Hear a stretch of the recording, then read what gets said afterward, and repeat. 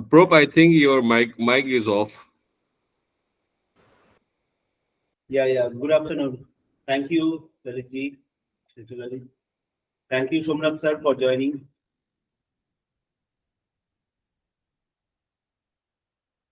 Very much. Thank you very much. Thank you. Thank you. So we will start. I think Antara, can you please check everybody has joined?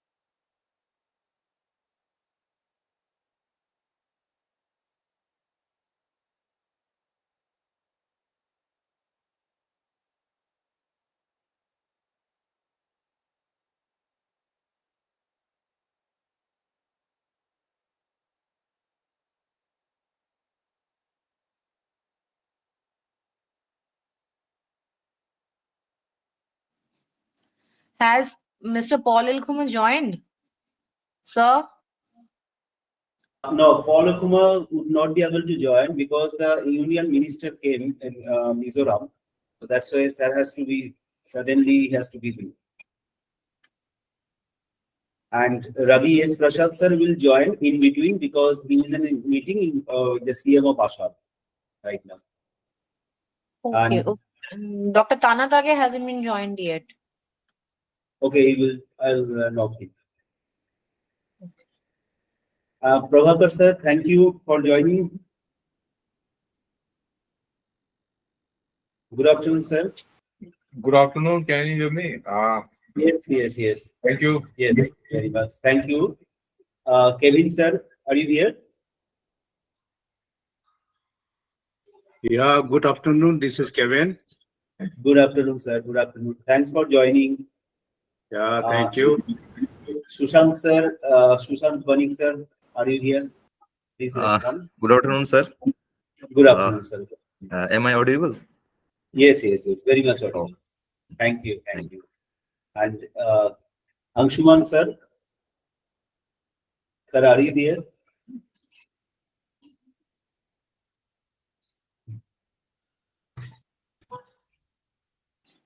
So I can see him in the list. Yeah, I am there. Yes, sir. Okay, Has joined. Anshuman sir is here. Thank you, sir. Thank you joining. Namaskar. So I think Antara, we already everybody has joined. So we may start as Ravi S. Prasad sir requested me to he will join in between as in a meeting, and Tana Tage sir is also joined. Dr. Tage, good afternoon and thanks for joining.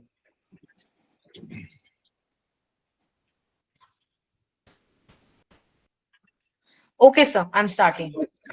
Thank you. Please start. Distinguished guests, respected colleagues, and esteemed participants, good afternoon to all of you. It is with great pleasure that I, Antara Kundu, Program Director of SAIARD, extend a warm welcome to you to today's national webinar on policy and governance for achieving net zero and climate resilience, the role of Northeast India.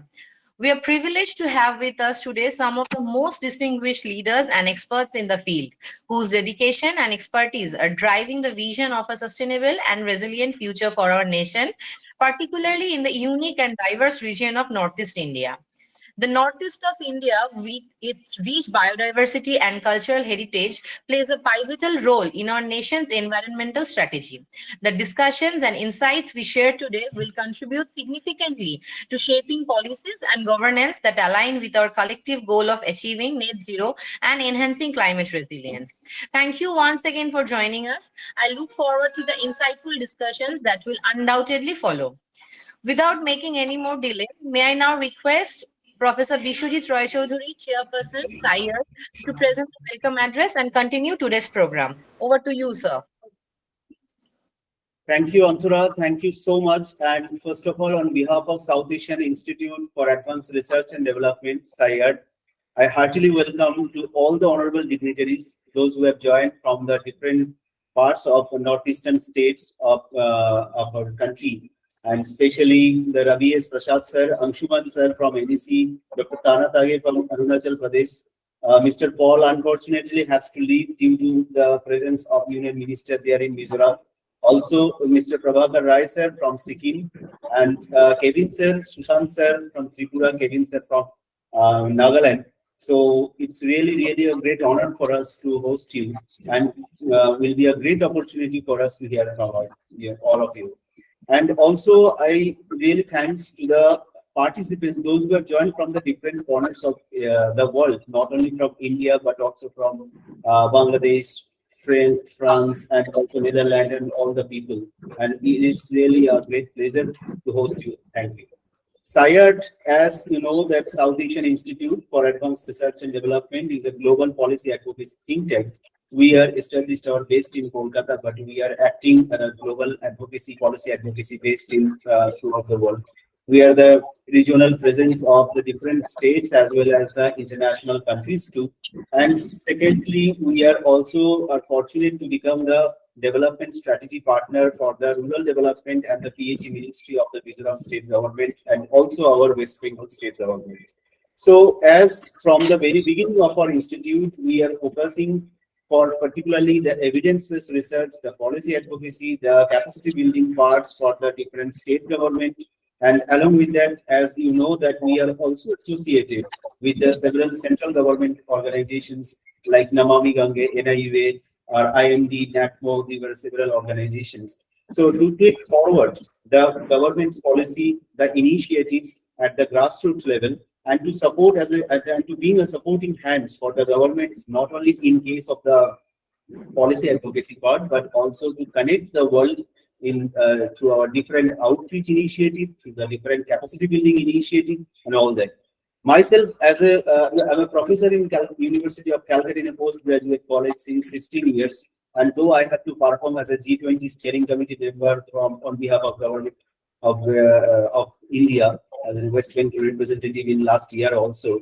So through that way, whatever the initiative SAIARD has taken in its last five and a half years journey on different domains like the urban climate change, sustainability, agriculture, rural development, and all, we are trying to bridge the gap between the local governance along with the decision-making authorities and also among the community level.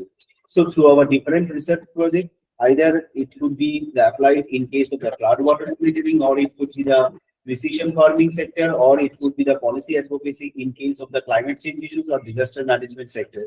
And we are quite fortunate that throughout our journey, we have already been completed several research works, several policy works, and that has been accepted by our central and state government also. And today's dialogue, that is on the climate resilience and the net zero issues, which we are also looking forward to start now. That is the main focus, as SAIARD is very much appreciate and very much focused on the development of the Northeast. Even yesterday, I had written one article in our SAIARD Chronicles online magazine there. So that is the Northeast, relevance of Northeast as a land of huge potentiality in case of the resource and energy sector. And our Northeast convener, Dr. Lalit, is also here, and he will give the vote of thanks, and hopefully all the officials, those who have joined from the different platforms in the Government of India, official and state government sector. So through their enlightenment, we will hopefully be highlighted several points. And in future, we are most not only looking forward to support the Mizoram state government, but we are also looking forward to support all the northeastern states, and especially if Sir Anshuman sir is here from NEC, sir. Very much thank you for giving your valuable time to us. And if we can work together in association with NEC to support the design the policy, to support in policy executive, as well as the entrepreneurship generation capacity building, which we already did through our platform since our last 5 years.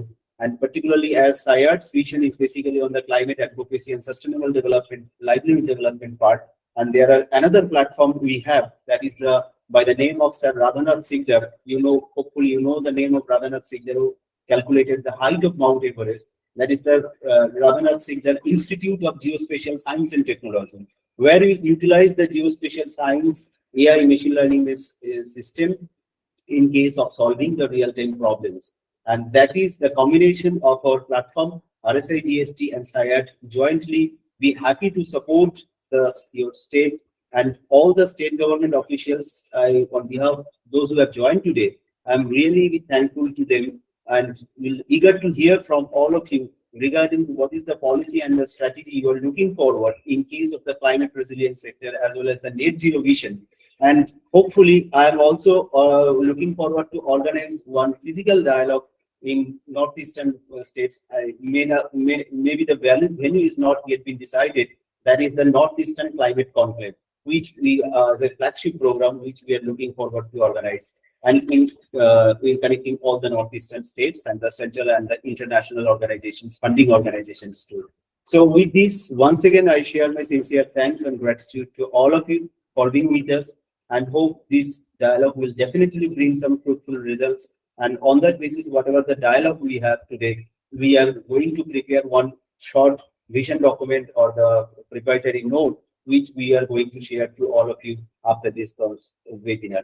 Thank you so much, sir. Thank you for being with us. Hope in future we will get the opportunity to work with you more on that thing. Thank you. Over to you, Antara, please.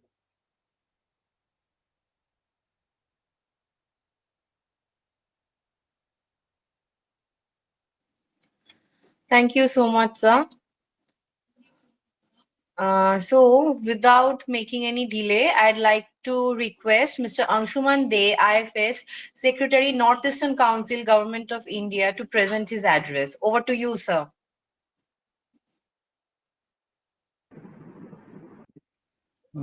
Thank you, Ms. Antara. I hope I'm audible.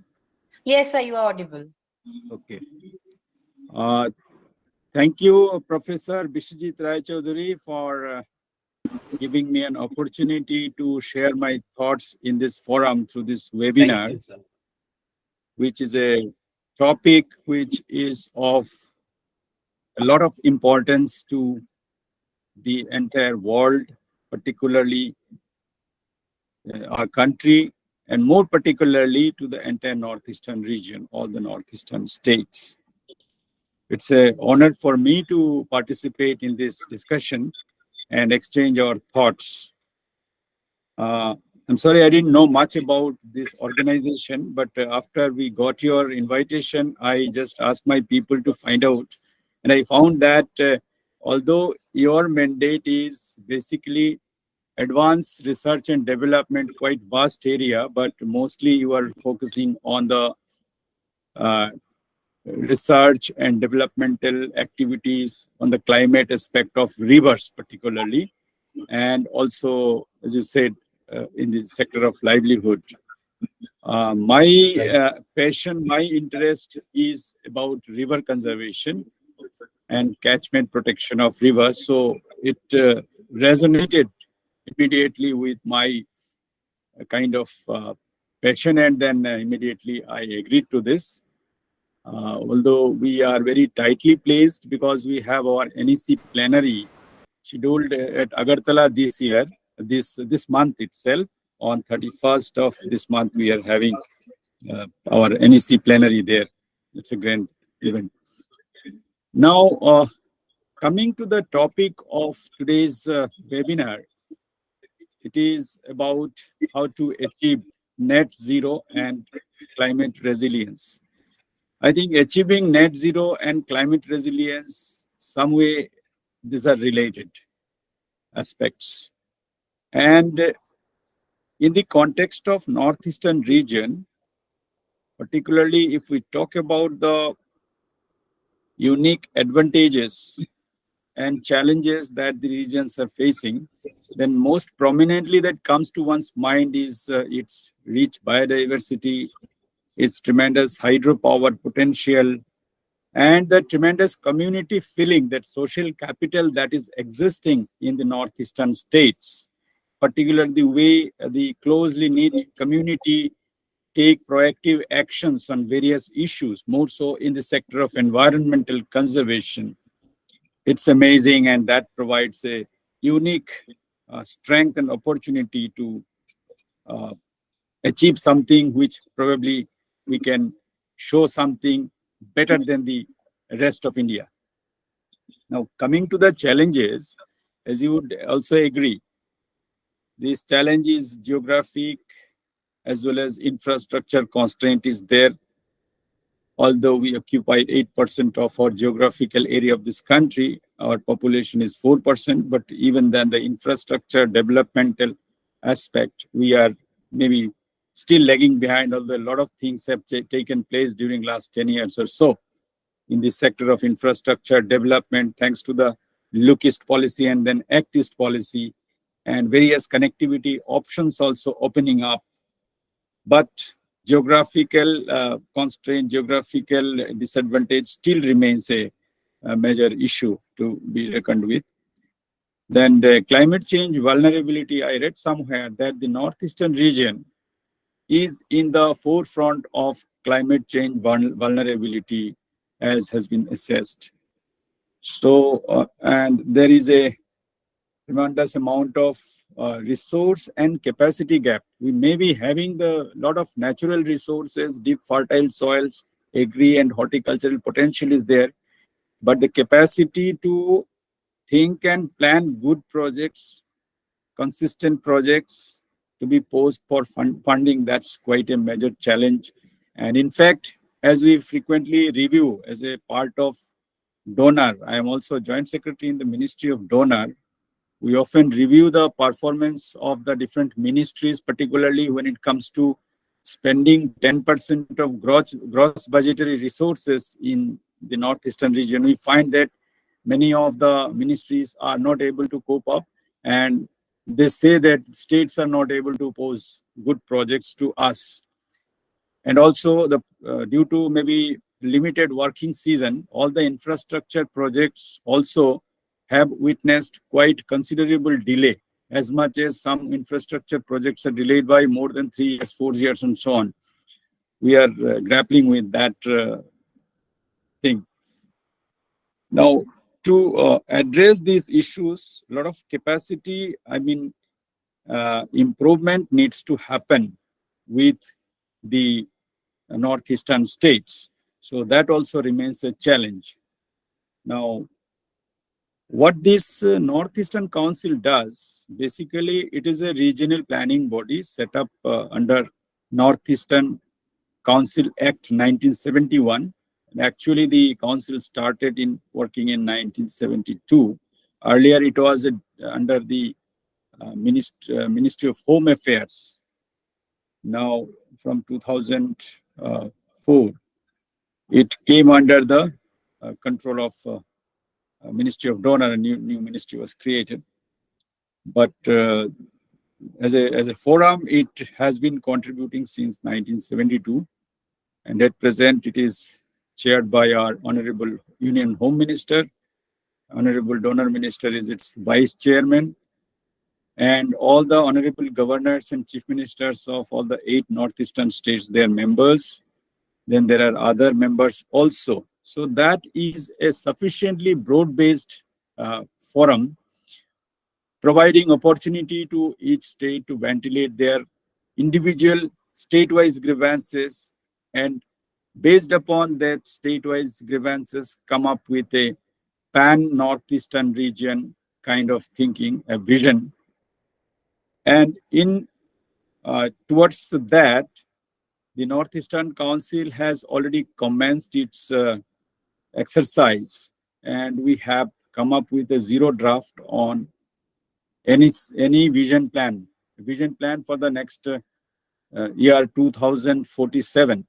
That means this Amrit Kal period, what we are going to do and how we are going to channelize our resources to achieve the objectives that has been identified at the national level, and also to take care of the requirement aspirations of the states. We have carried out a kind of SWOT analysis, individual state-wise, and what we have found, we have shared with the states also, and we have requested states to respond to that, to improvise the document. In that kind of exercise, let me tell you that these net zero as well as climate resilience forms a very important component. And not only that, we also want that the northeastern region should be placed as a citadel for climate studies, particularly in the eastern Himalayan region. So that poses an unique opportunity to a forum. This discussion, today's discussion will also, I'm sure, will enrich all of us to improve our vision document, to look forward to 2047 as a future sustainable, with a lot of sustainability. Now, I'll briefly touch on the pathways that we can take, so that, of course, other speakers are also there, distinguished panelists are there. I'd like to hear them also. I'll personally get benefited. Now, the first thing that we should do is to conserve the biodiversity that we have. A lot of things are being said and a lot of schemes are being implemented, a lot of interventions are taken. But at the end of it, we should sit back and then ponder over it, whether it is really conserving our biodiversity. The kind of biodiversity that we had 10 years back maybe, and today that we have. Obviously, there are measures to quantify biodiversity. We have the Simpson index, Shannon index, importance value index, all those things are there. Ecology, student of ecology may be knowing all these things. But whether we are progressing in the right direction, suppose we have a biodiversity index of maybe 3.5 today for a particular area. Now, are we, after 10 years, are we moving towards 4 or 4.25, or we are going down and down and down? So one should sit back and then think about it. Conservation of biodiversity is the most important one. Now, conservation of biodiversity mostly depend upon conservation of forests.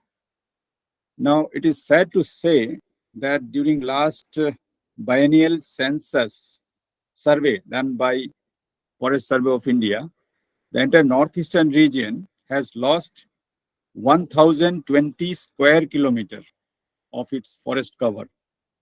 And all the states have lost forest cover. It is most prominently in 3 of the states and less prominent in other states, but then every state has lost forest cover. Now, many people may say many things. Some people may say that we are constructing infrastructure. Some people may say that under NREGA, we are doing developmental work. Population is increasing. Then some people may say that we have distributed forest pattas also. So those people in search of livelihood activities, they are also sometimes cutting trees also. So those issues, whatever, I'm not going into that, but the net result is that we are losing forest cover. The very dense forest cover somewhat is conserved, very dense. The area where there is highly dense forest, that is still preserved. There may be state-wise variation, but overall it is there. But what is happening, this medium density forest and open forest is suffering the most brunt of this deforestation. Now, if there is deforestation, there is loss of biodiversity, there is loss of habitat and everything. We all know this we need not be elaborated.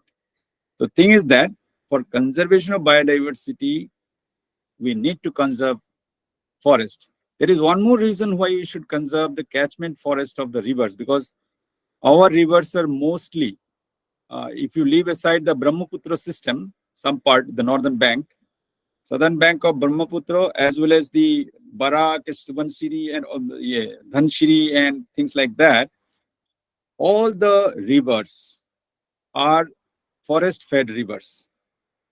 So, if we are not able to capture the rainwater, do not increase the water holding capacity of the catchment, then what is happening over the years? Lot of sedimentation will take place, and the same amount of water to flow, it will require a wider area, wider width of the river, and therefore it will stray into the cities and human habitations. So to maintain the health of the rivers, it is very much important to maintain the health of forest. The kind of forest that we are losing, I think it should be brought back, be in the form of agroforestry, be in the form of supporting the forest right holders, whatever it is. There has to be tree cover, dense tree cover on those areas. Now, which species you are going to choose, it depends upon between the implementing department and the community to mutually have a dialogue and then settle for certain choice of basket of species which should be put there. So this is one, biodiversity, the forest conservation, and the river, saving the rivers. These are important. Then we should also promote the renewable sources of energy, because these kind of energy that we get from the thermal plants, from coal, from biomass, from other fossil-based this thing, scope is limited. Whereas in the northeastern region, we have tremendous capacity. I think there is potential of 44 gigawatts of energy from Arunachal Pradesh alone. Whereas at present, maybe we have an installed capacity of 7 gigawatt. So I think there is a lot of scope for improvement, particularly in the hydropower sector, and also gas-based thermal power station, particularly in Tripura and Assam. There's a lot of scope. Tripura is already exporting power from India. So this way, I think we can gradually switch over to these renewables, particularly these two things, gas-based and this hydropower. Solar may somewhat be limited, wind may somewhat be limited in scope in the northeastern region because of high rainfall area. Then the third thing I think we should follow this pathway is payment for ecosystem services. This is a new thing. I think Meghalaya has tried it. Payment for ecosystem services. The communities are conserving a part of their forest in the vicinity of village as sacred group, and also sometimes other than sacred groups also.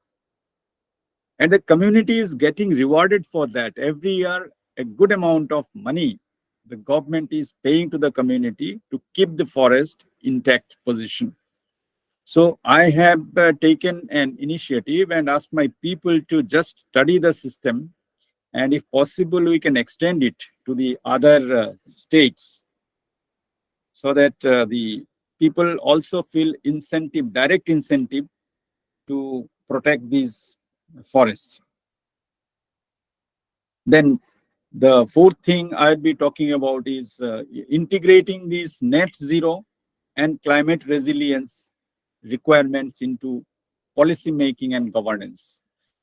I think we are having national policies as well as state-wise policies in many of the things. Indian forest policy, industrial policy, logistics policy, agroforestry policy. There are many policies. Now, we should sit down and ponder, think about whether each of these policies are having elements that take care of this net zero thing and climate resilience. The kind of infrastructure that we are creating, are they all, without any exception, are they all climate resilient? Because out of 10 infrastructure items, if you make 9 climate resilient and 1 climate non-resilient, I think then that there's a lot of gap. So I think 100% of our infrastructure, whatever we create, the way we conduct our business should be climate neutral, carbon neutral, I think. Even if suppose I am running a company, my employees are traveling, they are touring from here and there. The amount of touring that my people are doing, now there are ways to measure your carbon footprint. If my employee is going one time from Guwahati to Delhi and coming back, then how much carbon intensive is, how much carbon footprint as a employee of my company they are living. The kind of the suppliers that are supplying raw materials, spare parts to my company, and the downstream distribution network that I am having. Now, I should be aware about this upstream and downstream both ways, how much carbon I am emitting. And it's a reality. There is no denying from that. But if we can measure that, there are ways today to measure. Carbon accounting has got some universally accepted principles.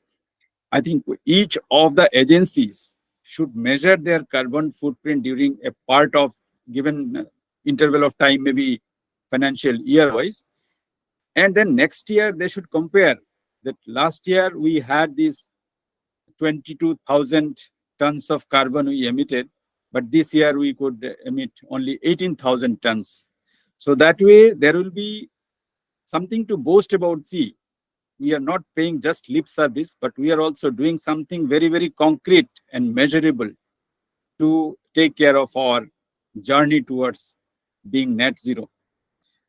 So those are the kind of specific things. The time has come when we should just a kind of discussion, the focus should shift to measuring actually and encouraging more and more people and make it fashionable to talk about their carbon footprints.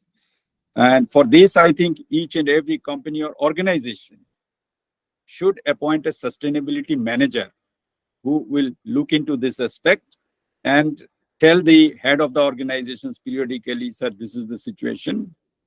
And we are doing. We have to be energy efficient. Our office spaces needs to be less and less. Let us have that much space which we minimum require. The general tendency is that the more space you cover, the more status you enjoy. So it should be, now the time has come when we should just be critical about our own approach and then take action which would substantially reduce our carbon footprint. Now, I'll not very much go in further details. A couple of things I'll say and then I'll end my discussion.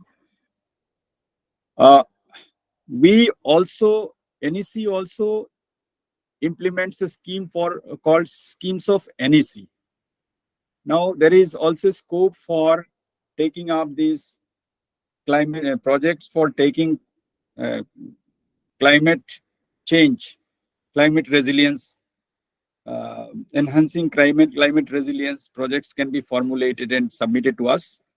We would be too happy to look into those projects and try to support the states or support even central agencies, even NGOs also, to go more in our journey towards climate resilience and net zero carbon. So far, we have not got any of good projects.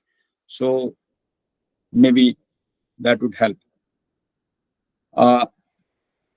Second thing is that I'd request the all concerned to look into the wetlands that we have in the entire northeastern region.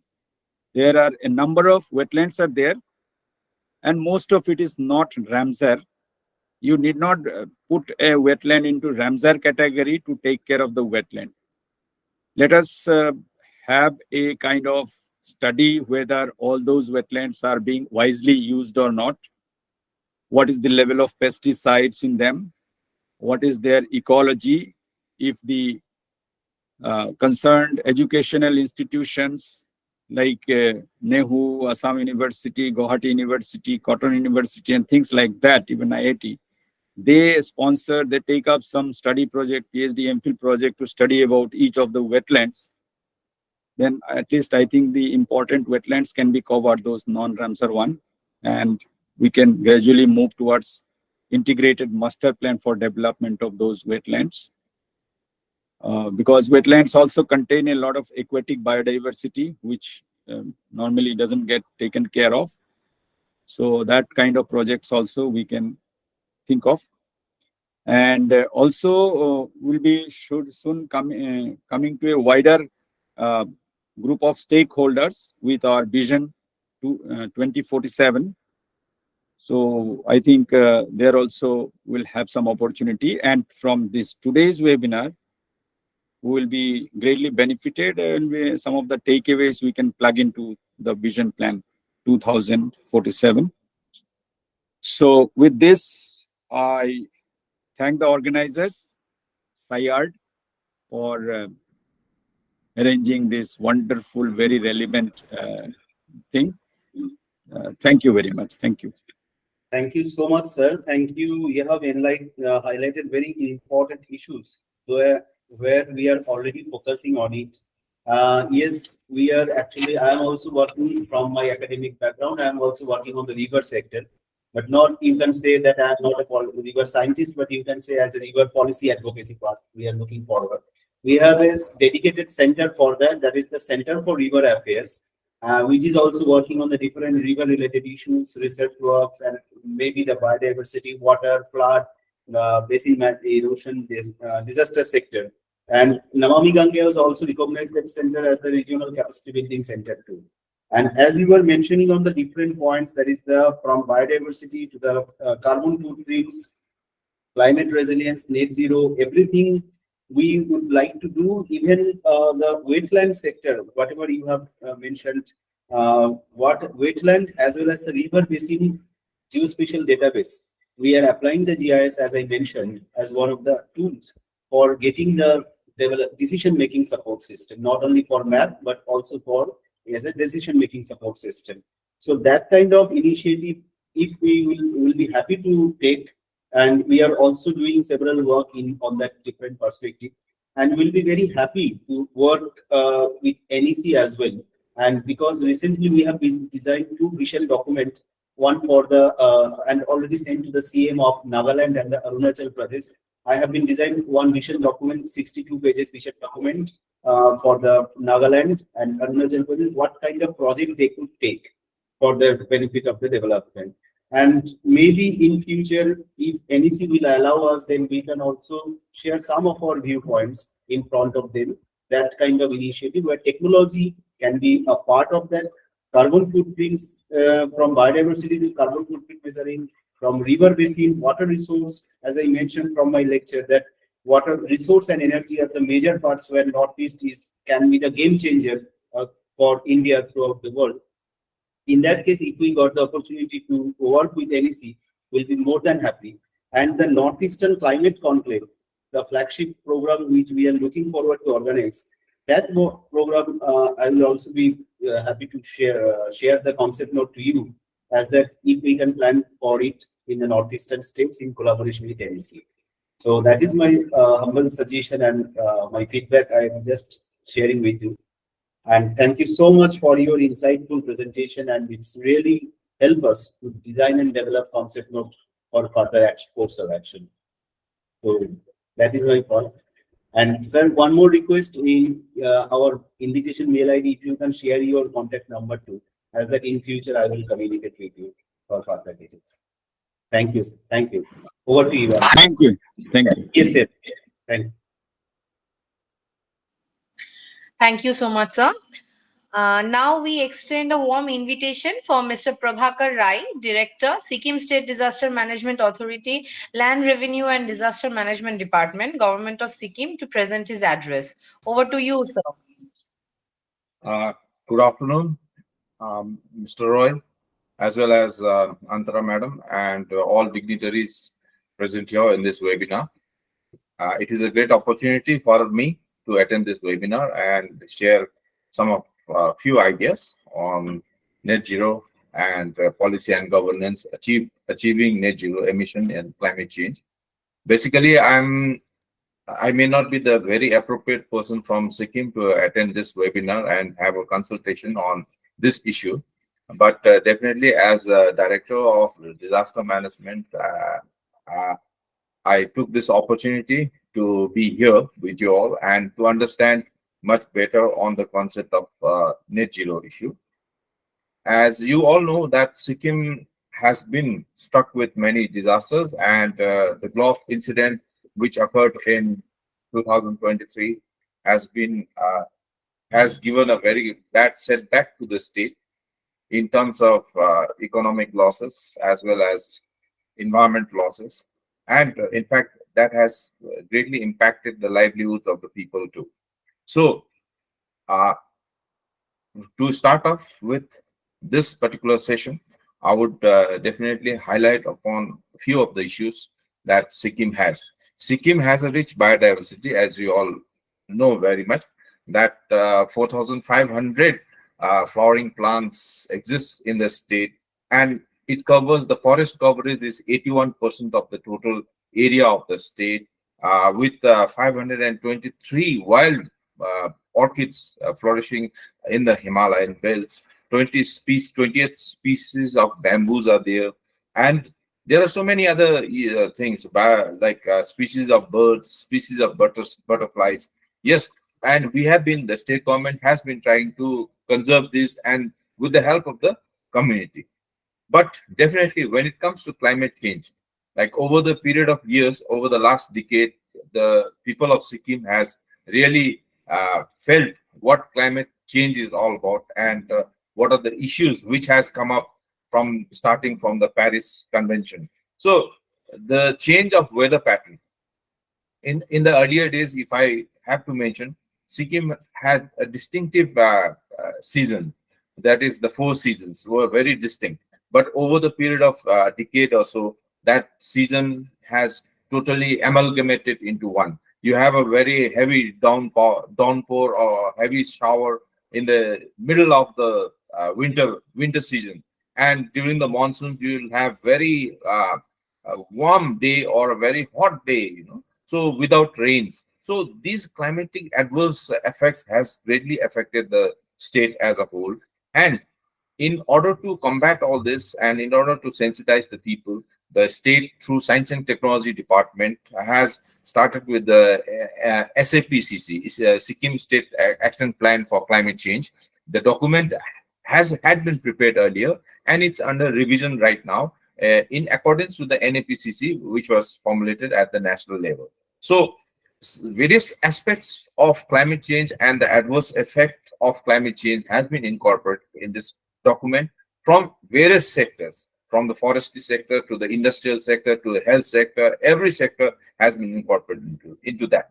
But as we mentioned, the vulnerability and risk assessment has been carried out in all the Gram Panchayat units of the state. We have almost around 1,088 Gram Panchayat units in the state, and the MHRVA has been carried out, and risk assessment has been carried out in the whole of the state in order to come out with a proper document as to what needs to be taken care of during any sequence of making a policy or a plan for towards disaster mitigation or towards climate change effects. So institutional capacity is one aspect which the government is thinking about, and we have proactively started our activities on capacity building of our own government officials as well as the stakeholders, that is the community at large.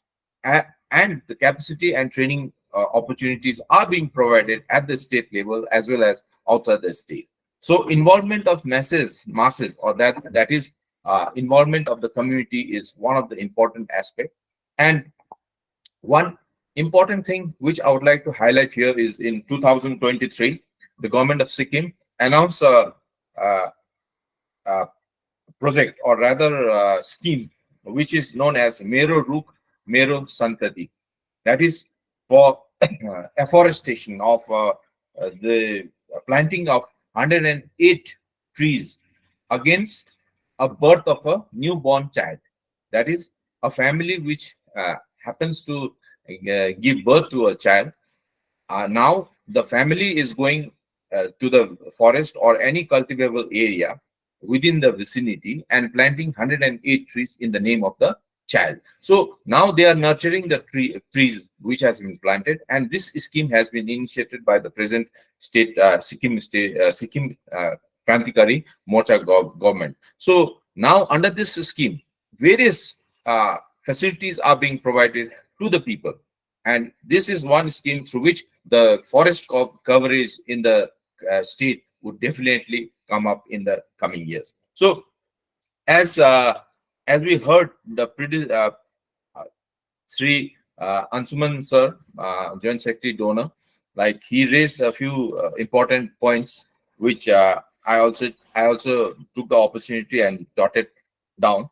So in this renewable energy capacity, as he mentioned that the Northeast has the capacity of renewable energy. Yes, we have various rivers and all, and from these rivers we can definitely generate hydropower. We have the capacity, but definitely when it comes to hydropower capacity, we have to look into the other aspects. What we observed after the Gulf incident is that the glacial lakes are melting at a very high pace, at a very rapid pace. So what would be the consequence of a glacial lake melting or a Gulf incident?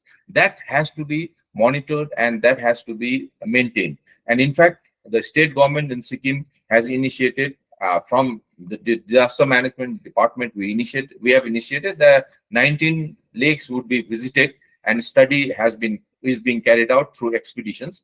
Now, through that study, what kind of mitigation measures, that is first and foremost, what type of mitigation measures civil engineering works is adaptable in those high altitude areas, which would benefit the people at large, like lowering of the water bodies, lakes. That is one concept where we are thinking about, and how to go about taking this task forward and preserving the biodiversity. Because what we have seen is that when the water comes out from the lake, it rushes down, and our terrain is as such that it is highly steep, and with the gravity flow, the power of the water emulates, or rather it doubles while it rolls down, comes down the hills. So that creates more damages to the people and in fact the environment itself. So now we are facing all these challenges, and we are trying our level best to carry out what measures can be taken. So these are a few things I just wanted to share, and thank you, SAIARD, for giving me this opportunity. And in fact, we would be in touch. And I had already mentioned to Vishwajit sir that at 3:30 I would be leaving the webinar because I need to attend another meeting which is being chaired by the Honorable Minister. He happens to be the Chief Minister himself, Disaster Management Minister. So I would be present there. So till that time, I'll be along with you. Thank you very much. Thank you, sir. Thank you for your insightful presentation. And hopefully, as you mentioned, the disaster sector block part also. And we are looking forward to work together in that field. And we are also doing several research work that is on the geospatial application based on the land side susceptibility model. And recently, under my supervision, along with my colleague, Mr. Shantanu Shaman, one research intern has done one project, that is the climate resilience sector on Eastern Himalayan part. And we are working, choosing the three cities, three towns. One is the Gangtok, another one is the Darjeeling, and third one is the Karshiam. And we are designing proper climate resilience mapping, and on the base from the landslide susceptibility to the heat island part. And as you know, the climate of the Himalayan part is also in a changing mode, and that is the incidents we are focusing through the different initiative or climate change impacts also. And all you will be happy to know, which I have just missed to say, that under SAIARD we have designed one consortium that is to deal with the climate issues of the Himalayan states. That is the Himalayan Climate Consortium, where we are looking forward to connect all the Himalayan states, particularly the disaster management or the climate change departments or environment department from Ladakh to Arunachal Pradesh. So, and to sort out some issues, to sort out some policy gap areas, or to design thinking sector, and what kind of technology, what kind of policy, and what kind of initiative should be taken to address these climate change issues in the Himalayan region.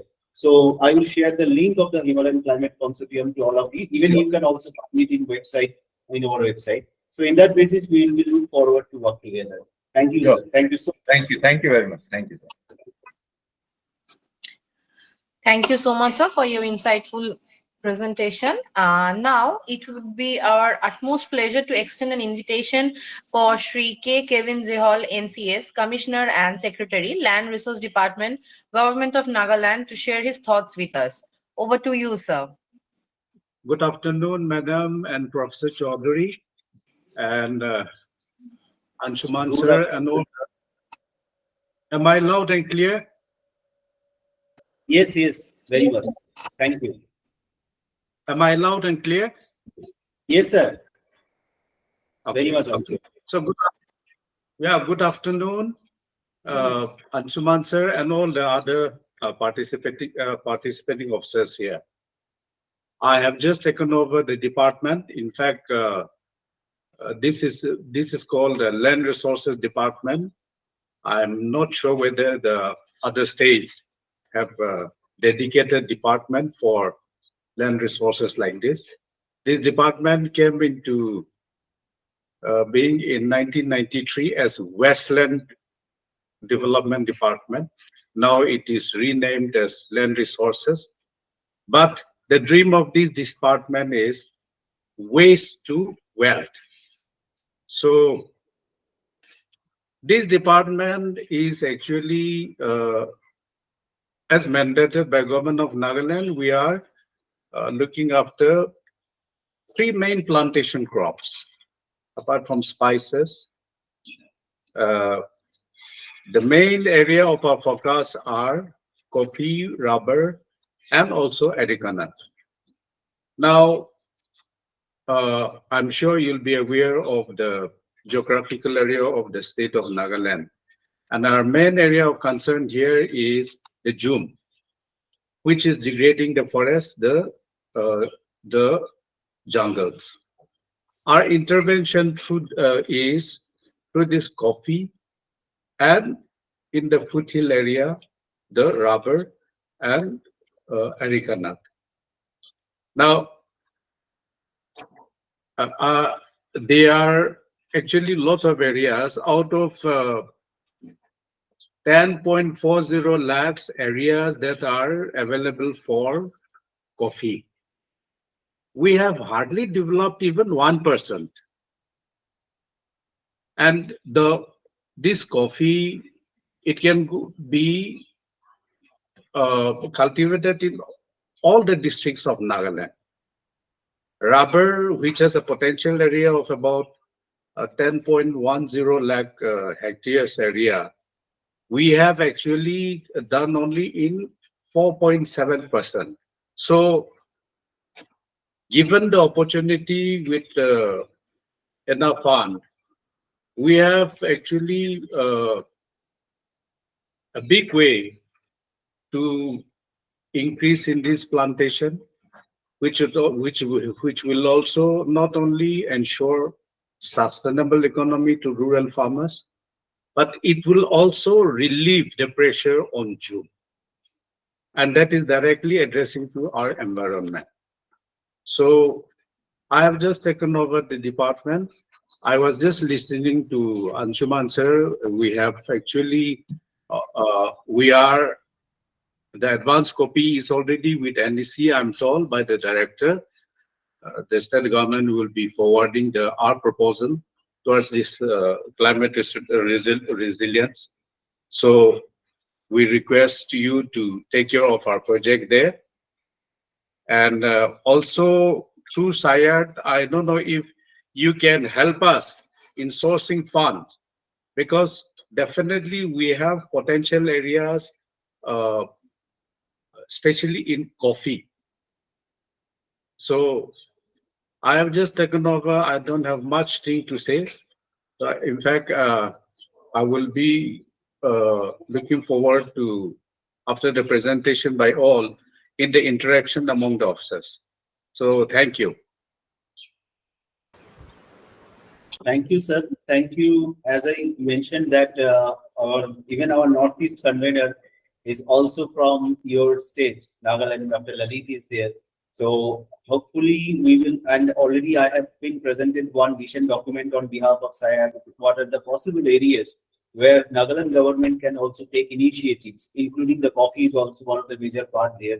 And definitely we will look forward, because whatever the support we have, connections we have, whatever the network we have, either in World Bank or anywhere. So we'll definitely focus to support your state, and we'll be happy to do that. And for that, we need to prepare some vision document and for its further execution. And that we will discuss in later definitely with you and with our team. So thank you, sir. Thank you so much for enlightening the major part of climate resilience, which is also a climate financing is a major term which is now being envisaged in the different domain. That is, the agriculture should be the prime prospect, and through the agricultural perspective, it is the, if climate changes happen, then definitely agricultural land, agricultural productivity is also getting hampered or affected. So how we can product it, how we can and also you know that you are also from rural development sector. So agriculture is directly related with the rural sector. And the concept is that water resilience through agriculture system, precision farming is the new concept, and which we are looking forward to bring in other state and to apply it. So thank you for enlightening us. Thank you so much. Yeah, Thank you. regarding coffee, just a small piece of information. Last year, NEC has sanctioned a coffee plantation and processing center in 10 of the districts, I think. Nagaland, I think, has 10 districts, more than 10 districts, 10.50 CR road project. So, Secretary Saab, you can have a look at that. Further Okay. details. Thank you.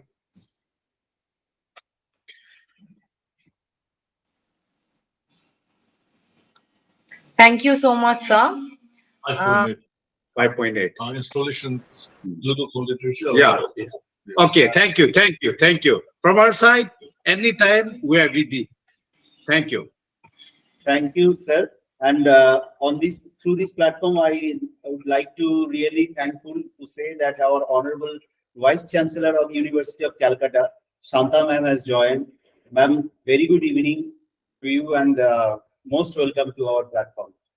We will look forward to your participation in our interactive session also, because you are also working on the climate change, environmental related issues. So it will be our honor if you can also take part on that. Thank you, ma'am.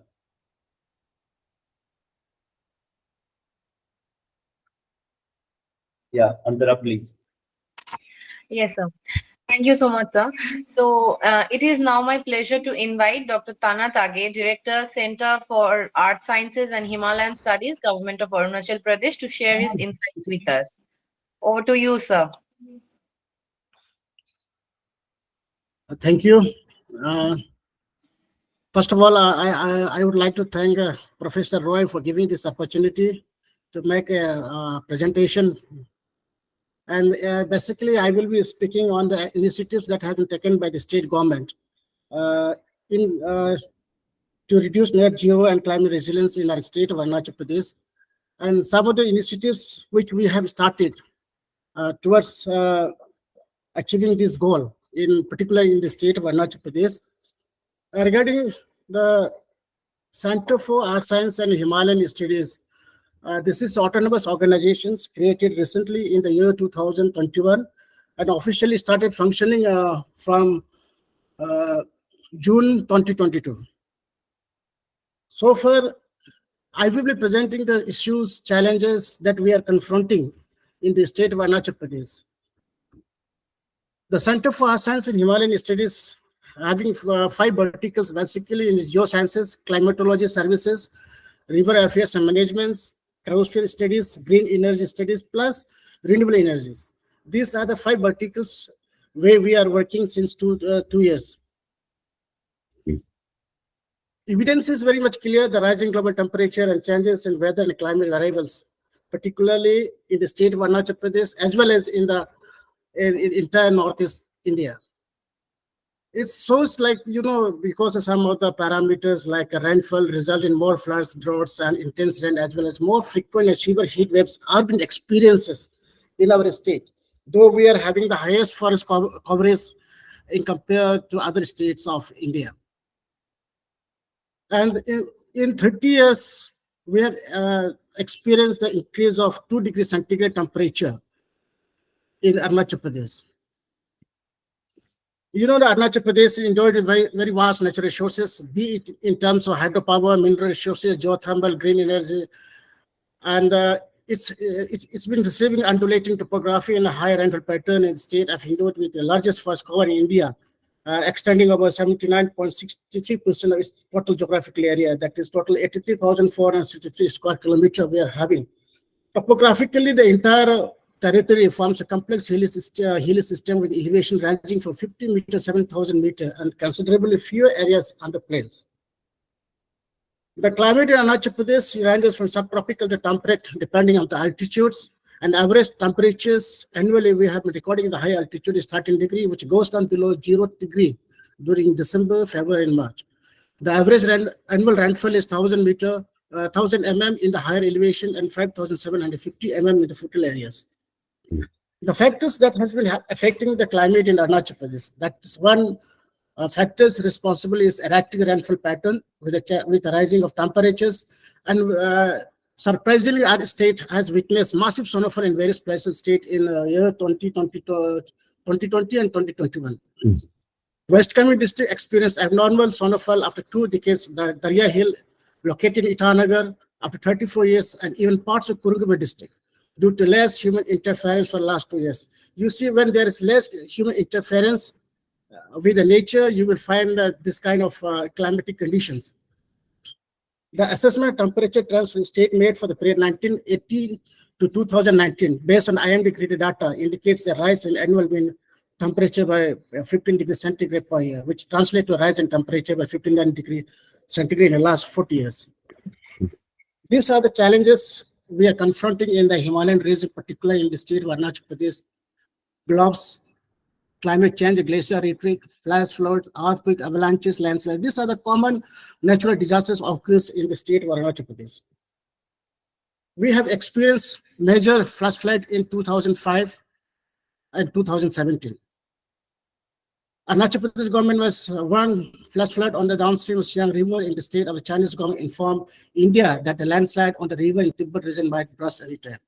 But we are suspecting some kind of activities that being doing across the international boundary that may be the cause of turning Siang River into muddy and all this and coming rivers. But study shows that it is all because of glacier movement behind the rivers turbidity in Arunachal Pradesh. These are the major flash flood occurring in the state for 5 years. In our state, you see witness major floods and flash flood in the year 1961, 1994, 2001, 2004, 2008, 2014. And it has become a regular annual phenomenon. In every monsoon season, we experience a lot of devastations, loss of lives and infrastructures. And Arunachal Pradesh is known for its high rainfall zones in the world. The underlying potential we need to be understand before we taking off any kind of initiatives to control climate resilience and all this thing. Hydropower projects are being proposed over Dibang River, Dibang, Swansea, Kaming Road, and Siang River. There's multiple hydro we estimated around 58,076.40 megawatt. And with an additional 2,000 megawatt hydropower potential is also been estimated from micro, mini, small hydroelectric projects like all the major rivers in Arunachal Pradesh are sonofed rivers, the formation of glacial outburst flood in high mountain areas due to presence of melting of glaciers. And understanding climate change and geographical set of Arunachal Pradesh is very important for net zero and climate resilience. And to establish observatory for long-term monitoring glacier dynamics in Arunachal Pradesh has been emphasized by the state government. And accordingly, we have started identification and mapping of pro-glacial lakes in Arunachal Himalaya, which are very vulnerable potential. The long-term effect on availability, stability of this water turbors will impact downstream communities and is a major concern for us. Challenges and solutions. Diversified topography of our state gives a big challenge to us for the inventory, mapping, and monitoring of high mountain geohazards. In this context, we believe that advanced state-of-the-art technology like UAV-based remote sensing, GIS, photography, GPS can play a very significant role in mitigating the natural disasters. And we are also emphasizing an engineering solution to the monitor glacier mass behavior at upper reaches supported by ground instrument monitoring system along the river basin for water level measuring. And we have recently identified two basin. The solutions to the challenges are regular mapping, monitoring, vulnerability risks and assessment, adaptation of risk management strategies to minimize the exposure to the natural hazards such as avalanches, glacial lake outbursts, floods, and other natural disasters. So the government of Arunachal Pradesh has initiated some of the things through Pakke Tiger Reserve Declaration for 2047, which was adopted on 13 November 2021. The key pillars align with net zero as protecting forest biodiversity as a crucial carbon sink, promoting sustainable and low carbon economic activities, ensuring clean air, water, and resilient public health systems, developing low emission climate resilient infrastructure, strategic policies, governance to drive effective climate action and emission reductions. With this objective, we have started some of the activities in Arunachal Pradesh, which I would like to show you. The initiatives we started, the expansion network, it is very important to measure the rainfall data and all these things. So with view of that, we started installations, expansion of network, automatic weather stations in collaboration with IMD, Ministry of Arts Sciences, DGRE, DRDO, in putting of ARG network to capture real-time data. Installation has already been completed in 85 stations in 26 districts out of 150 stations in different locations across the states. And we are very thankful to the IMD, Regional Center Guwahati, for extending their help and providing us instrumentations. And we are also working in geothermal sector. Recently, we have signed MOU with the Norwegian Geotechnical Institute in presence of the Honorable Chief Minister Pema Khandu and Norway Embassy representative. And there was a Chinese objections for taking up the geothermal energy project in Arunachal Pradesh. So we are compelled to get clearance from the Ministry of External Affairs, Government of India.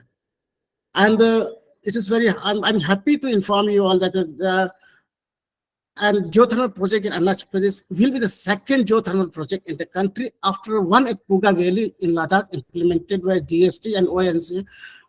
They have already started, I think last week they have started the drilling activities in the Puga. And my department has already initiated the first phase of project for the feasibility studies for geothermal energy, conducting geochemical analysis, and we have also reported the nuclear hydro test report from the NHI, and it is very promising that we are having geothermal potential in our Arunachal Pradesh. And meanwhile, we have identified Damteng, Mago, and Thingbu, all these locations located in Tawang district. And now from next month, we will start the empty survey, drilling, and all these purposes for the development exploration of geothermal energy. And geothermal energy resources will increase energy supply through renewable resources and contribute to efficient energy use for the country as a whole. And we are also doing glacier monitoring regularly from the last year. And we have sent a team of scientists from our department. And also we have taken the help of scientists from National Center for Polar and Ocean Research, Ministry of Arts Sciences. And we have conducted the expeditions on 17 November 2003 to explore the first possibilities to extend glaciological studies in Arunachal Himalaya. And we have also done capacity building in Chandrabeshan, Himachal Pradesh, from 10th to 27th June 2024 at Chandrabeshan, and we have received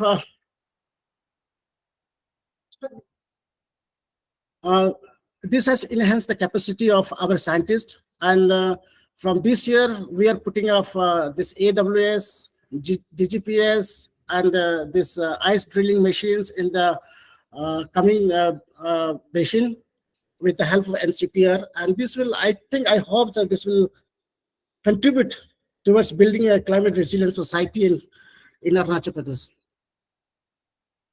And we are also having seismological observatory in Arunachal Pradesh. We have asked the support from the NCS Ministry of Arts Sciences for installation of 8 permanent seismic observatory in Arunachal Pradesh. Out of that, we have completed only 2 stations, and the rest we are going to take up. And also we are establishing one comprehensive seismological data receiving repository center for entire Northeast India in Itanagar, in line with the Central Receiving Center NCS Ministry of Arts Sciences, New Delhi. Through this data center, we can provide a lot of services to the other state of Northeast India in near future. And we are also looking upon an innovative, reliable, efficient, and cost-effective tidal power on megawatt scale. In principle, we have got some approval for putting up this kind of tidal power project in Arunachal Pradesh, and we are hopeful that from September we will start the groundwork activities and all this thing. These are the initiatives we started in our center, and which is 2 years old only, and I'm very sure that Sir Anshuman, they will help us to get something to do such kind of activities in Arunachal Pradesh through their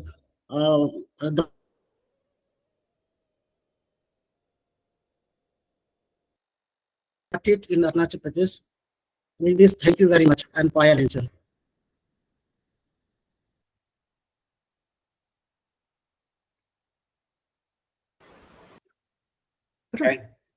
Thank you, Dr. Tage, for this insightful presentation. It's really, I'm thankful to you for not only being joined, but you are doing a very tremendous work through your Center for Himalayan Studies and Climate Change and Himalayan Studies.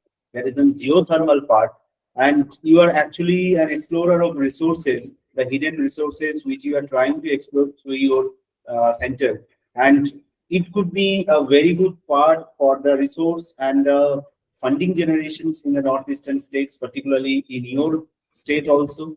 And these could be definitely a part of the whole northeastern states. I mean, the geothermal energy is one of the major part, and it is also one of the climate resilience also, because we are mostly looking forward maybe the hydel power or the thermal power, but at the end of the day, it's quite affect our environment either directly or indirectly.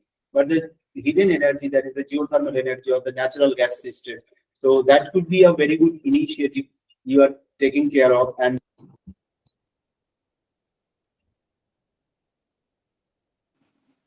Sir, you have muted yourself. hello, am I audible? Sorry, sir. Yes, audible. Dr. Tage, sorry, and I first of all appreciate your wonderful presentation.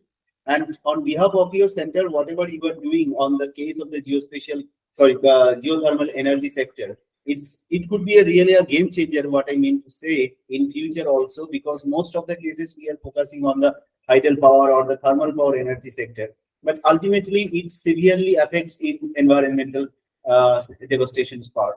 So, but the hidden natural resources which we have already, if we could explore and we focused on it, definitely it will be climate resilience part, as well as it could generate the finance which is very much required for any state for its further development. And when such kind of resources we can explore, then definitely it will helpful you, because the persons who will be engaged either directly or indirectly, who will be engaged with that project, they will definitely be benefited, and the state will also be benefited. And I wish that your initiative, and you are not just a scientist, you are one of the explorer which you are doing through that your center. So through your initiative, or the whole northeastern states, not only northeastern states, but other parts of India will also be benefited. Thank you, sir. Thank you. Thank you, sir. Thank you, Dr. Rai Chaudhary. I'll be leaving. I have an urgency. So thank you very much. Okay, sir. Best wishes. Thank you, sir. Thank you. I will keep in touch with you. And as I request, if you please share your number in my mail ID, Sure. that will be my. Thank you, sir. Surely. Thank you. Namaskar. Thank you, Dr. Zanathage, for such insightful presentations. Now we extend a warm invitation for Sri Shushanto Bonik, Senior Scientific Officer, Admin, Principal Investigator, TCCC, to share his thoughts with us. Over to you, sir. Namaskar. Very good afternoon to everybody. It is my advantage that I'm talking at last. Already our learned this panelist already told most of the things what I prepared for today last 2-3 hours.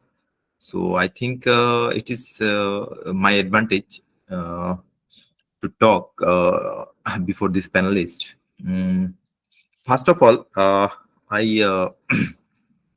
it is my great pleasure to discuss how our region can achieve this net zero emissions and become more resilient to climate change.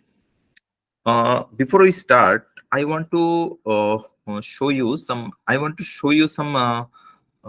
Data. I think one research paper published in Tripura about this temperature. The things is that in Paris Agreement, if we see our Paris Agreement, it is that we overreaching the goal to hold the increase the global average temperature to well below the 2 degree above pre-industrial level. We all know that, and efforts to limit the temperature increase to 1.5 degrees centigrade above pre-industrial level. There is one study I want to share that from 1954 to 1993 in winter, there is the comparison between 1954 to 1993 and 2004 to 2013. The winter temperature, the maximum temperature, it is 27 degrees centigrade into 1954 to 1993, and 2004 to 2013 maximum temperature is was 26.9 degree. But the concern is the minimum temperature from 1954 to 1993. The minimum temperature is 10.4 degrees centigrade, but in 2004 to 13, its minimum temperature is 12.4 degree. That is, we already reached the 2 degree threshold levels. So I think we are at the verge of climate change, and we are what said in the Paris Agreement. So now, what is net zero and what is climate resilience? It is already told in the our previous learned panelist already told, but I want to add this achieving net zero means that the amount of greenhouse gases we emit must be balanced by the amount we remove from the atmosphere. So in that case, some policy framework and governance in Northeast India is required. What is a national policy? National policy at the national level, I think that already it is implemented. India has introduced several important policies to tackle this climate change. One of that is the National Action Plan on Climate Change. What is called is NAPCC, includes missions that focuses on various areas such as increasing solar energy use, improving energy efficiency, managing water resource. This I think this policy is set to direction of climate action across the country. What about state level? Each states, including Tripura also, we recently revised our state action plan on climate change, that is SAPCC 2.0. This plan addresses specific local issues and priorities. For Tripura, this might include protecting forests, managing water resources effectively, and promoting sustainable agriculture. So this is the state level. And in that governance structure, what we are doing, there is a state climate change cell. This cell in Tripura helps coordinate and implement climate policies and projects. It works to ensure that national and state policies are adapted to local needs. I want to share here that more than 20 20 departments are now under this climate change cell, who are actively working to in this climate cell. And also there is a district committees, and I'm happy to hear told that local bodies and panchayats, community organizations play a crucial role in carrying out the climate initiatives and engaging local people in these efforts. They help make sure the climate actions and practical and effective on the ground. Now, what is the challenges and challenges in Tripura? We know that Tripura and geographical vulnerabilities are there. Tripura is a hilly terrain, and frequent flooding make it particularly vulnerable to climate impacts. Landslides and erosions are common issues that needs addressing. Limited resources. This is the most important thing. There can be a shortage of financial resources and technical expertise. I must tell this technical expertise we required for implementing advanced climate solutions and infrastructure improvement. And other thing, we can say that this rapid development. As Tripura develops its infrastructure, all you know that our Angshuman are already told that their NEC 72 plenary will be held on 31st and 31st August and 1st September in Tripura. We are happy that NEC is this time they are organizing this 72 plenary in Tripura. So rapid development are going on. As Tripura develops its infrastructure, it's important to ensure that this growth does not negatively impact the environment or increase greenhouse gas emissions. So for this needs, we need support. We need knowledge gathering, that how we address this problem. So what is the opportunities in Tripura? I think this Tripura is a home of rich variety of plants and animals. Protecting this biodiversity can boost ecotourism. This is the most important thing. Ecotourism and conservation efforts, providing both environmental and economic benefit. And our other panelists before me already told about the renewable energy potentials. I'm not going to this. And another thing is community engagement. The most important thing is local communities have valuable traditional knowledge and practices that can be harnessed to improve climate resilience.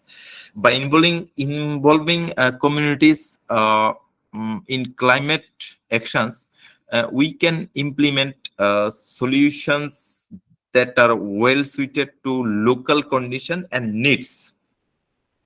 In that case, if you see the best practices in Tripura, we are doing this agroforestry projects, community-based adaptation. This is our I want to share now. Last in my part. Last time I want to achieve this net zero and build climate resilience, we need strong policies, effective governance, and active participation from everyone. Tripura faces unique challenge, but also has many opportunities to make a positive impact. Uh, that's from me. Thank you for all. Thank you very much. Thank you, Bonik sir.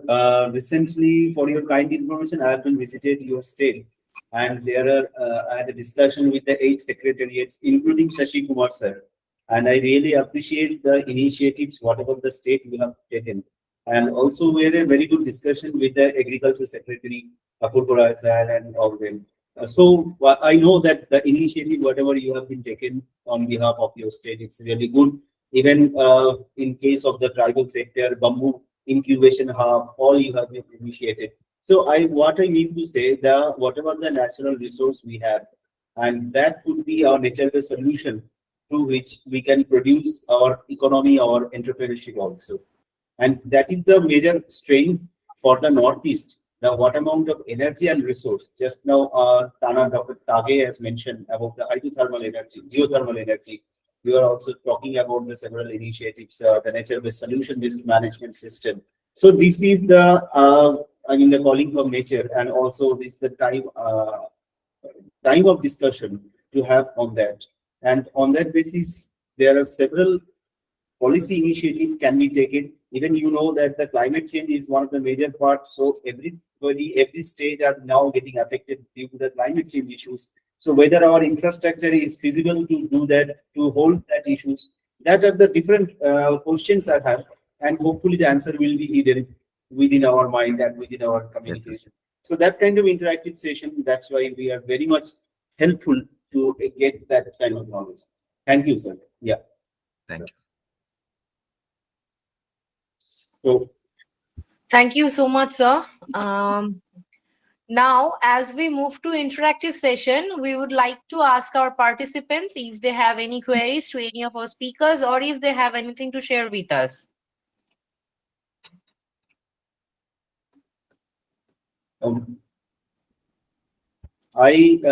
as some officials have also have to leave due to their internal meetings for the ministries and all that. So, Mr. Banik is also there, and if I request our Honorable Vice Chancellor of University of Calcutta, Professor Shanta ma'am, so if she will enlighten on the whole discussions, and if you have any points where we are missing to discuss, because you are also working on the environmental sector, so throughout your academic career. So, ma'am, please, if you can enlighten some points on the whole discussion for today's talk. Thank you very much, Vishwajit, for adding. Am I audible? Yes, ma'am, very much audible. Thank you. Thank you, Vishwajit, for arranging this type of webinar. Actually, I have informed so many professors of Calcutta University to join this webinar, and I think they are joining. First of all, I want to say that I am actually nature lover, and that's why I am so disappointed seeing every day regularly the destruction of the ecosystem, deforestation, destruction of the water bodies, and last but not the least, destruction of the tribal villages in the name of civilization as well as development. I don't know how many days are in our hand. So let us try. I am hopeful that we are at least create a pressure on the government level to stop the wrong policies and create the correct policies to survive the nature and this beautiful planet. Thank you so much. Thank you, ma'am. Thank you for your insightful points. I'll request Asraful sir, I think from KMB has also joined. Asraful sir, you are also dealing with infrastructure sector. So the changing climate role and as well as the infrastructure is one of the pertinent issues and closely related. If you can highlight some points on that, and also the perspective from the Northeast, because we are very close to the Northeastern states. So almost we are sharing the same, almost same boundary or same climatic situations are there. So with your experience, sir, please. Thank you, Mr. Raishoduri, for arranging such webinar. What happens, because of this climate change, the rainfall and all of the rainfall has got increased, or it is in different kind of the characteristics of rainfall have changed. At a short period, heavy rainfall is occurring, and as a result, the municipalities or urban local bodies are facing huge problem in this waterlogging problem, right? So in order to overcome the waterlogging issues, we are facing huge challenges, and we need to design the infrastructures like drainage, stormwater drainage system in a climate resilient manner, so that it can take the extra load or changes in characteristics of the rainfall or pattern of changes of rainfall pattern. So we need to think of while we are designing the infrastructures for urban area as well as the rural area, so that we can get rid of waterlogging and all other things. And I think such kind of webinar will helpful for us, for the professionals like whoever we have joined here. Thank you, Mr. Raichodhuri. Please keep on organizing such beautiful webinar. Thank you, sir. Thank you so much. I saw from Green Heritage, Dr. Sanjukta ma'am has also joined. So, Sanjukta ma'am, you are also working on the climate resilience sector for a long time. What were the discussions we had? If you can highlight from your perspective or point of view. Then I will come to Mr. Kevin from Nagaland, Secretary of Nagaland Rural Development Secretary, Nagaland, sir, for a few queries from my side. Yeah, Sanjukta ma'am, please. Thank you for inviting me. I actually came because Alan also was here for a while, and we are trying to sort of find some kind of connections with ecotourism sectors in Ireland that is happening. And I think this was one of the reasons why we got together as well. Yeah, I mean, the one of the things that came out of the discussion, I'm sorry, I kind of joined a bit midway here, was the talk on coffee plantations. And I can say that there's a lot of work that is going on with regard to coffee plantation at the moment here in the UK, which is to do with, looking at more kind of sustainable practices around coffee plantations, especially given the fact that there's a lot of trade-related competition as to how you can market the Indian coffee, the branding and the possibilities of looking at the whole competition sector here, globally. How do you actually market the Indian coffee? So there's a lot of work in Coorg at the moment, which I'm aware of, and also in the Darjeeling areas, which is, the Bengal's coffee, which is also playing into the discussion as well, and looking at some kind of a continuity here.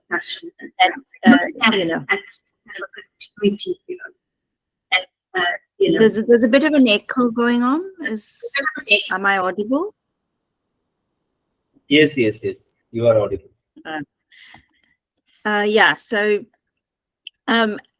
so one of the things that have come out in the research is, again, the issue of biodiversity around coffee plantations and coffee research, and how we can actually promote that element in when you're actually doing the research around coffee plantations. Is the fact that Indian coffee, unlike other parts of the world, is not reliant on plantation structures. It is reliant on the issues around biodiversity, and to promote biodiversity alongside practices of coffee cultivation. So that is something you can actually look at the models in the Coorg region, or you can then sort of apply that to the Northeast and make those important connections, how you can work through the survival of biodiverse elements in the Northeast, and then connect that to coffee plantation structures there. So that's a big area of work that needs to be done, and I can certainly create those connections with researchers here in the West, and bring on further discussions there. The other thing that we're also looking at is the fragility of communities who live around water bodies and rivers and waterlogging and those kind of issues. We do know that if you go below, then there are issues of sea water levels, and how communities are actually trying to fight those issues of salination of the soil and so forth. So there's a lot of work that we have been doing around those issues of mangrove plantations and coastal areas. And we're trying to expand that into looking at areas which are directly affected by infrastructural developments that you just spoke about.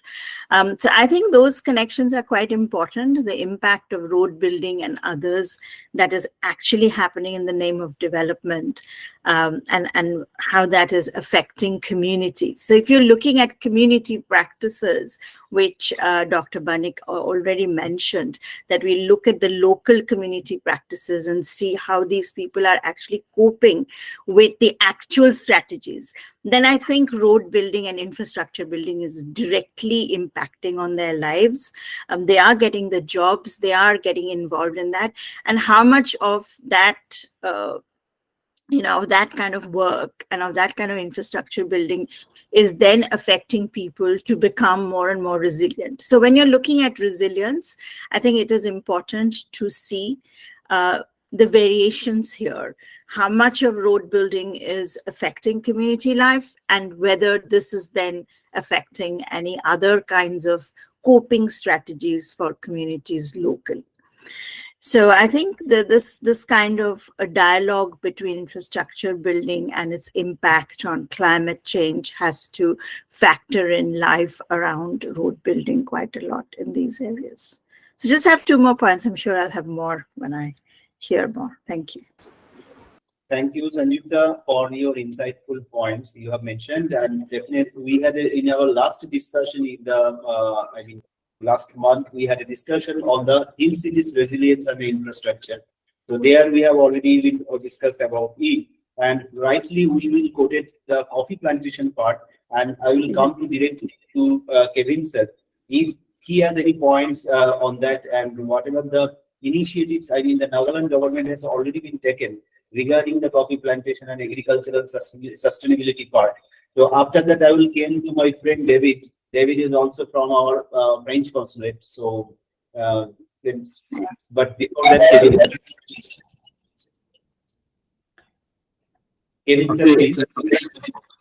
David, let Kevin sir please speak. I have with me Albert Woolley. He's the director of Land Resources Department. From my side, I have nothing. If you want to chip in anything from his side. Good evening, sir. Thanks for joining with us. Very good evening.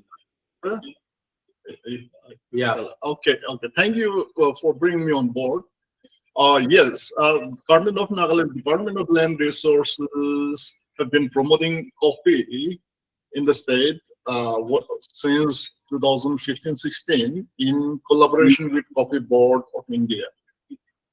At the moment, we have promoted about 10,200 hectares across the whole state, 15 districts, 16 districts at the moment.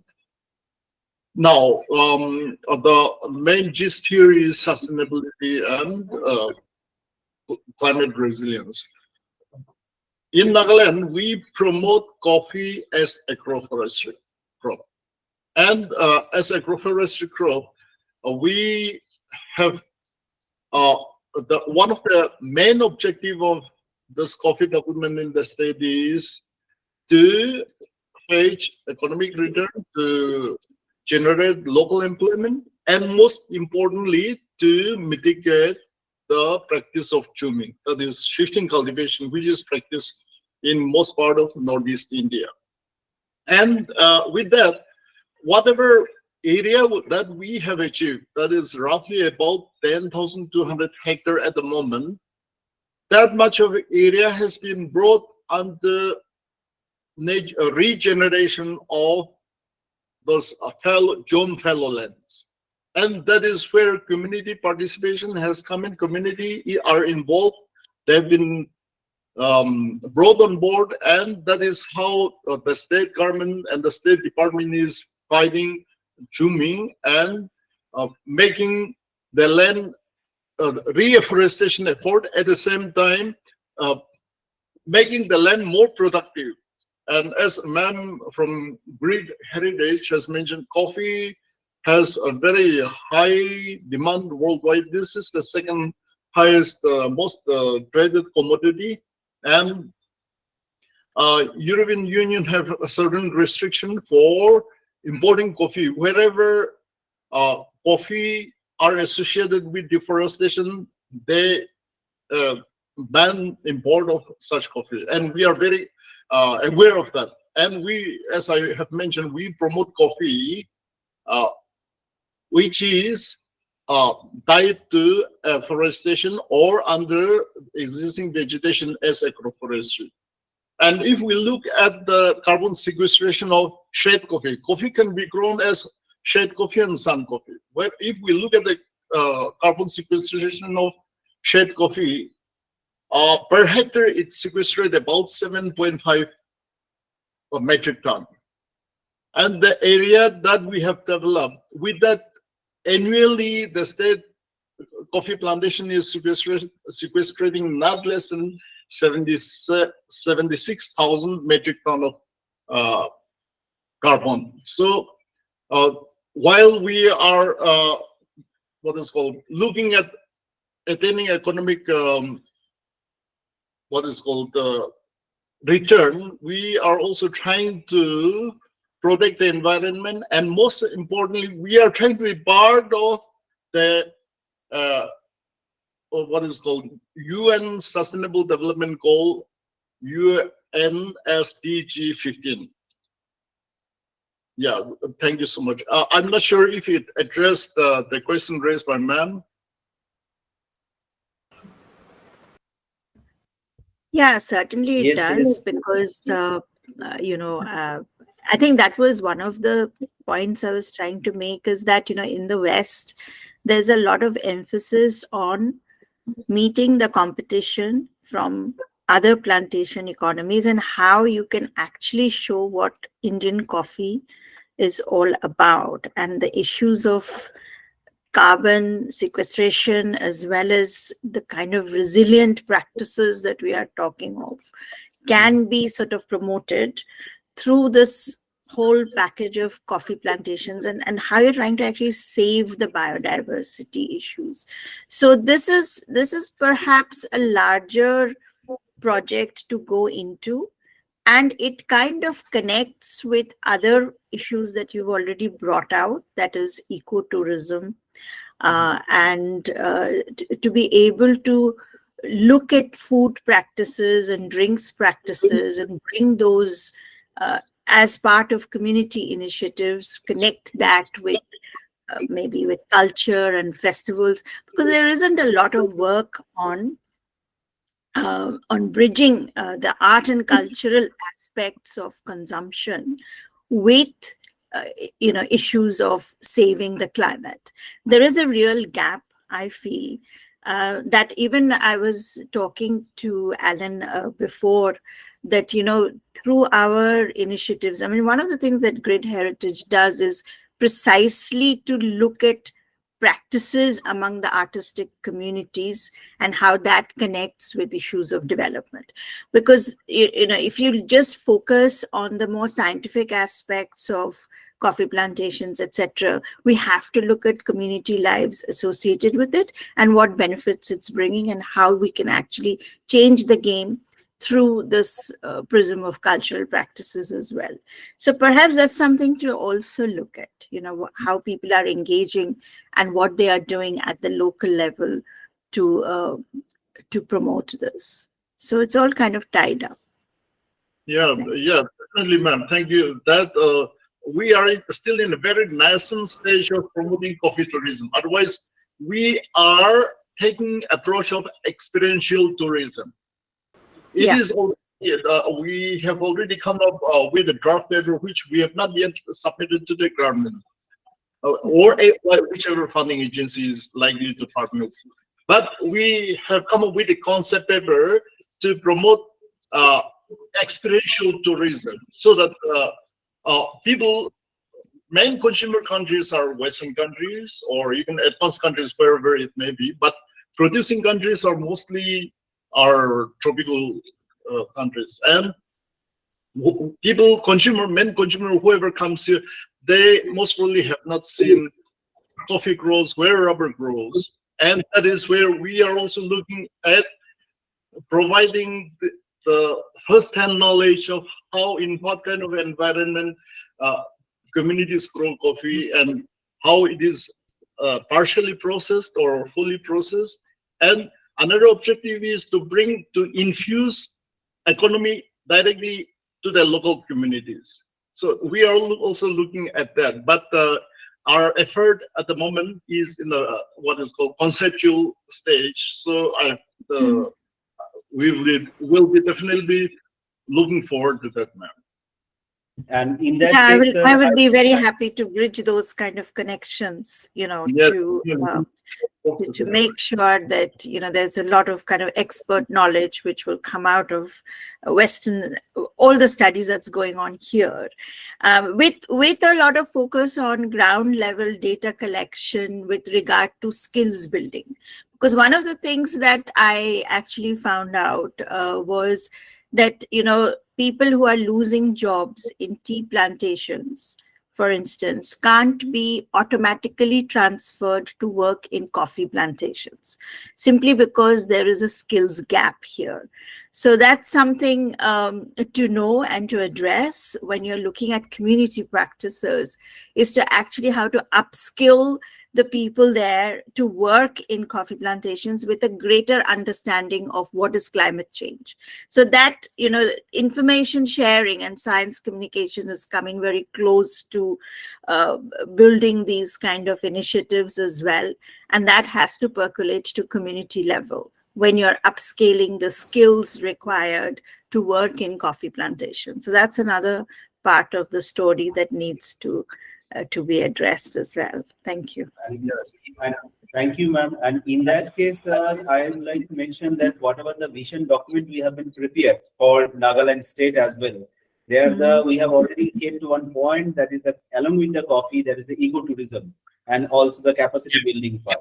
And in that case, and that will be because if you want to figure out any amount, I mean, either in project mode or funding mode, then definitely some groundwork and the blueprint should be very good constructed. And secondly, for that blueprint and the groundwork implementation, association of the thinkers, it is also a very good point of view that who can support the government in case of the policy advocacy. If the policy will be defined very finely, then automatically the system will run and it will generate some economy. It will help us in the livelihood development sector. So whatever the Sanjukta is also has said, we have an Ireland secretariat, Alan. He has to leave, but Sanjukta is connected by Alan also. Hopefully, in coming days, we can be supporting hands for your state as a part of the policy thinker. So, thank you. Yeah, absolutely. Sanjukta.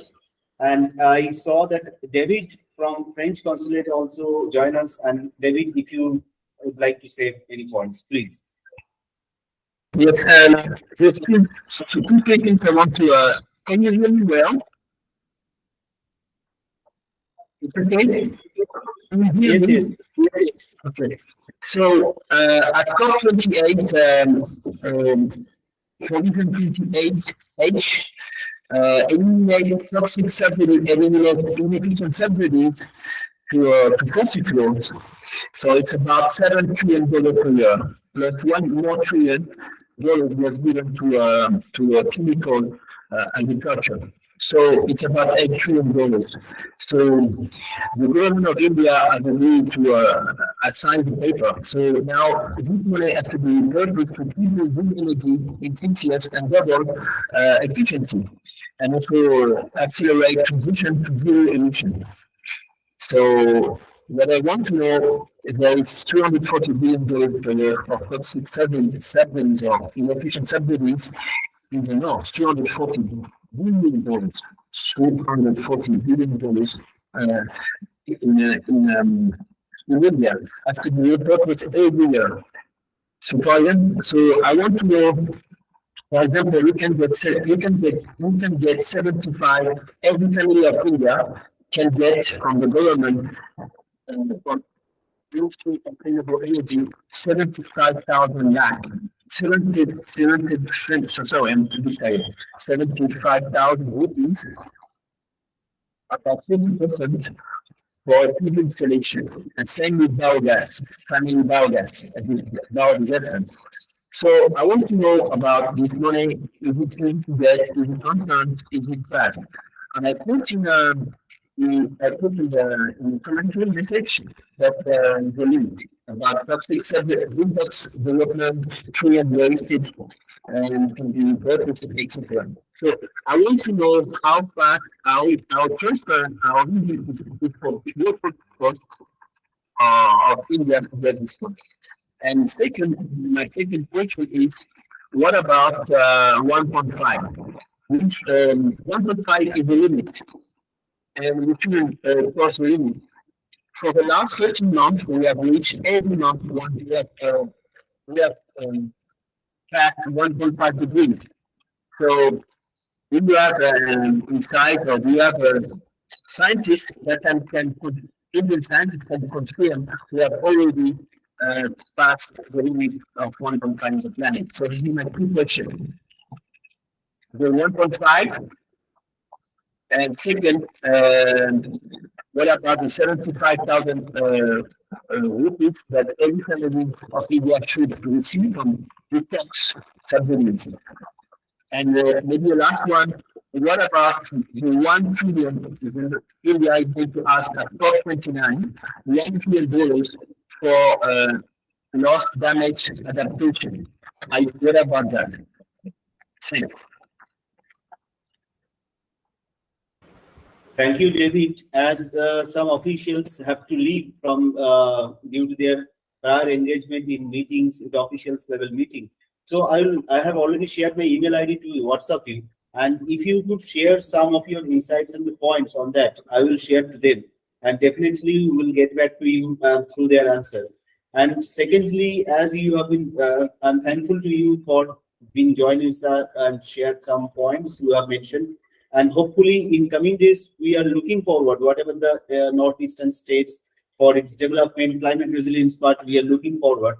We will get support from your side, your thinking, and obviously Sanjukta is also from Ireland. So it's really great honor, even as I mentioned, one of our honorable dignitaries, that is the Vice Chancellor of University of Calcutta, ma'am. She is also doing several research work on the climate resilience, environmental issues.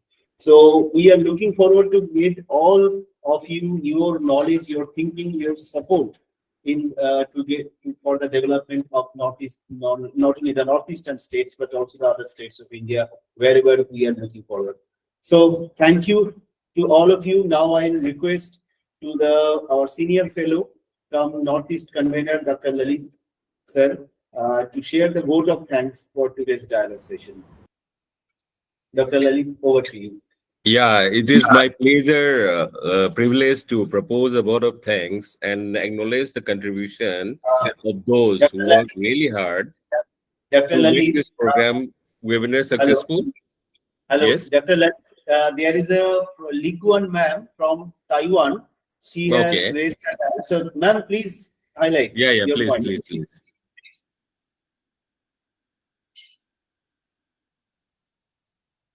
Ma'am, please unmute yourself, please. Yes, my Likuan ma'am. yes, my Likuan great ma'am. honor. Yeah, can you hear me? Am I audible? Yes, audible, ma'am. Okay. Yes. Oh, okay. Yeah, we are so honored. We have your strong confidence on Taiwan smart green technology, and then for today, yes, we appreciate this invitation. And oftentimes, we most of Taiwanese not only the research institute, academic, and especially those industry leaders, really looking forward to participate and enjoy the growth of the India. Nowadays, more and more of the Taiwan companies hope to collaborate with organizations like today. I recognize all of you are high leverage, great leaders that all Taiwan companies and also academic associations can work together under your driving force to link us to participate the India growth. And then our team, we are organizing a study mission to New Delhi in the end of September. And then I also learned there are lots of international events under your driving force. So this is a really great opportunity for our Taiwan organizations to echo your advocacy. Yeah, I today, sorry, I was just rushing from another place to join this. And then we hope that more and more of this type of online meeting can have a better preparation for us. When we reach your event in India, then we can all take a substantial partnership for the better of the green business and the ecosystem. Also, of course, for the inclusive development, including the profit for the planet. That's the shared goal from our side. Thank you. Thank you so much. Thank you, Lincoln ma'am, and for your kind information to all of the participants. I would like to share one good news that recently SAIARD has joined with National Taipei University of Technology as one of the strategy collaborative partner regarding research and design thinking and also for the nature-based solution. And Dr. Lalit, hope we have been started with a mindset that is for the northeastern perspective, the climate resilience and all that. But now it's become a truly international platform because the people from Ireland, from Taiwan, from France, everybody has joined, and it's really a good honor for us. Hopefully, in coming days, we will get all their supports, all their technology, and there will be a platform we can generate where the knowledge exchange, idea exchange platform can be possible. And ultimately, SAIARD, I'm very proud to say that SAIARD is that kind of platform right now have been presented through that dialogue, that it's a nodal zone where everybody, every world has corner of the world has been participated. So that is our very much success. We believe that today's dialogue session. And now I come to Dr. Lalit to give his vote of thanks and for the whole atmosphere, about the whole atmosphere of this today's dialogue. Over to you, Dr. Lalit. It is my privilege to propose a vote of thanks and acknowledge the contribution of those who work really hard to make this program webinar successful. I, Dr. Lalit Singh, convener of Northeast India, on behalf of SAIARD and our entire fraternity of the Institute, extend my sincere thanks to all the valuable speakers, dignitaries, and participants, and from all over the world by sparing their valuable time from their busy schedule to grace the occasion. And thank you very much. But we have to unite together to create and develop a better world. And our news, Northeast India is having potential for to make the best effort to have this really a green planet, and then carbon credit and so many things are there which we'll discuss later on. Thank you very much. Thank you, Dr. Lalit, and thank you to all the participants, our honorable distinguished speakers, and especially the people, those who have joined from the different parts of corner of the world, from Bangladesh, Ireland, France, Taiwan.